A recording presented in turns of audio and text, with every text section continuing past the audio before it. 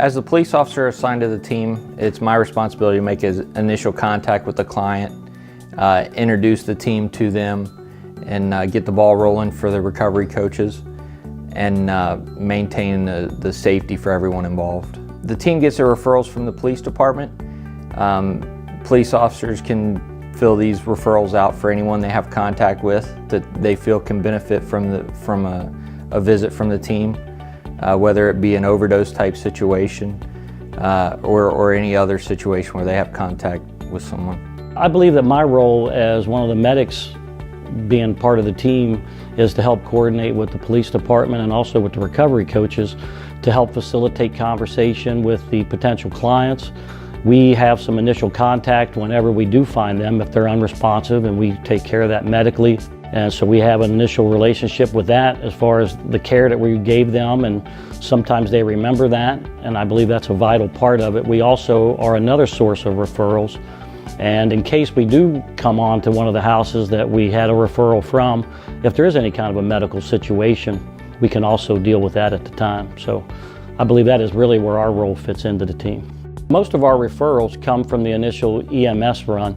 We get dispatched for either some type of an altercation, some type of a domestic dispute, or an unconscious person. So when we get on scene, we render medical care, do what we have to do. Once the patient comes around, or whether we transport them to the hospital, we discuss Claremont recovery, and we get the referral form at that time, and that's in conjunction with the police department. The recovery coach's role in MART is an important piece, I feel, because it shows the client that we've been there and we've done that. So now we have 8 on our outreach team, and all of the coaches on the team are in recovery themselves. So, you know, we have that lived experience in active addiction, but more importantly, we have the lived experience in long-term recovery as well. So I think that's an important piece. We go out with the police and connect with clients where they're at. Usually that's at their residence, and engage them and try to get them into services. We get our referrals from the fire department, EMS, and from the police department after they've initially engaged with the person. You know, maybe they've had several contacts with this person over a period of time. Maybe it's their first time getting in trouble or overdosing. QRT is important. I think it shows the community that there is people out there that get it, that know, that have the resources to connect the clients and the family members to the resources that we have.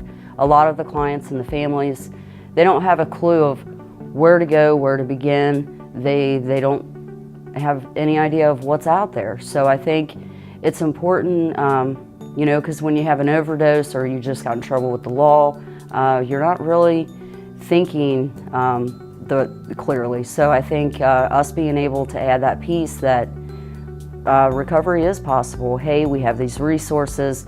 You know, we can walk down this path with you. The most important thing, I think, our role is to connect with people, to engage them, to listen to them, because a lot of people, I feel, when they're in that situation, they don't think people understand. They don't think that anybody hears them. And you know, just listening to their story, sharing my story with them. If you can get somebody in to just to take the first step, that's huge for a lot of people, you know, just to get out their front door and come to our front door.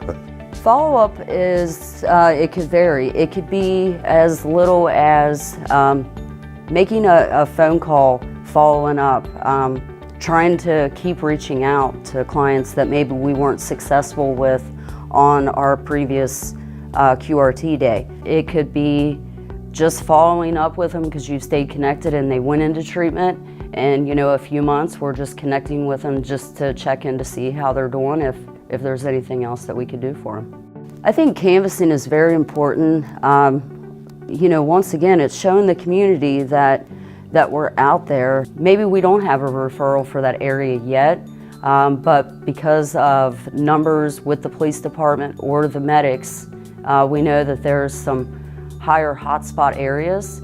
So planting a seed, I think at the very least, we're planting a seed.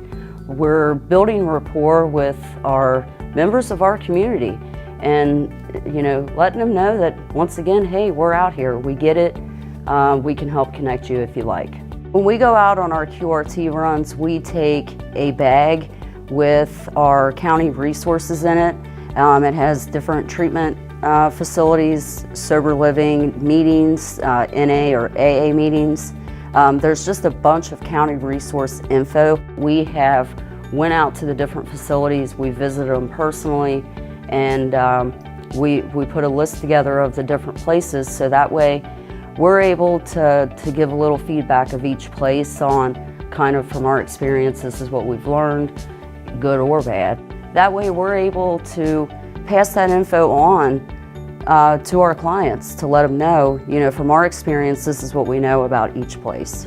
We only have 8 on the team, so we work during work hours, 9 to 5 typically. We do some flexing, so that makes it difficult for after hours, but we'd like to recommend if they need immediate assistance at that time and it's something crisis situation, we have 513-528-SAVE.